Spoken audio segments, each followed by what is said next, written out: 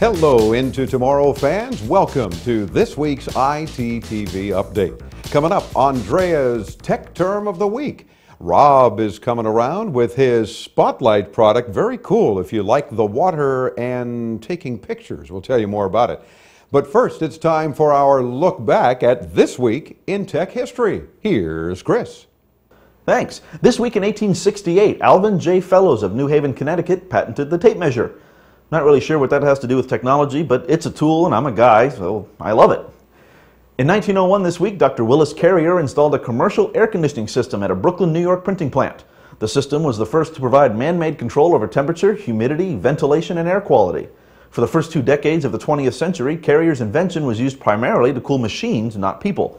The development of the centrifugal chiller by Carrier in the early 1920s led to comfort cooling for movie theaters, and before long, air conditioning was available to all. And this week in 1969, this was the video seen by millions worldwide.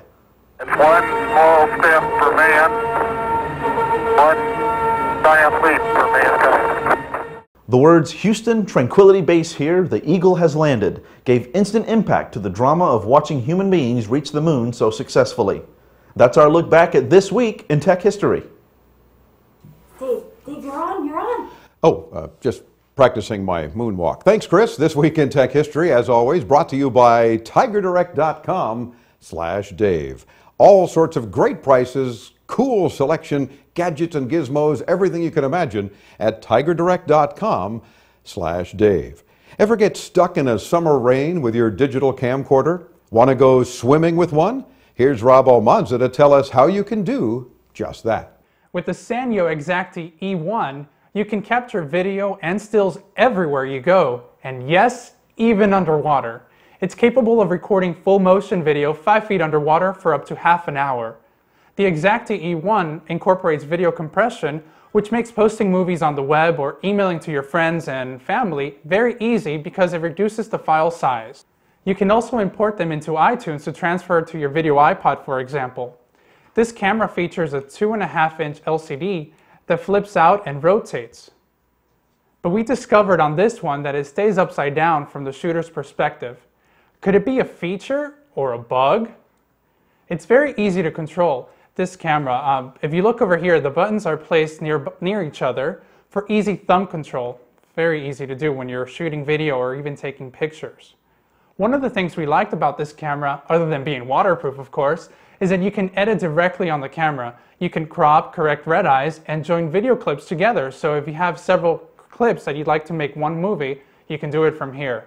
It comes with a USB cable and software that allows you to transfer the media by simply dragging and dropping. Okay, now here's a test. It's time to drop it in the water to see if it really works afterwards. Here we go.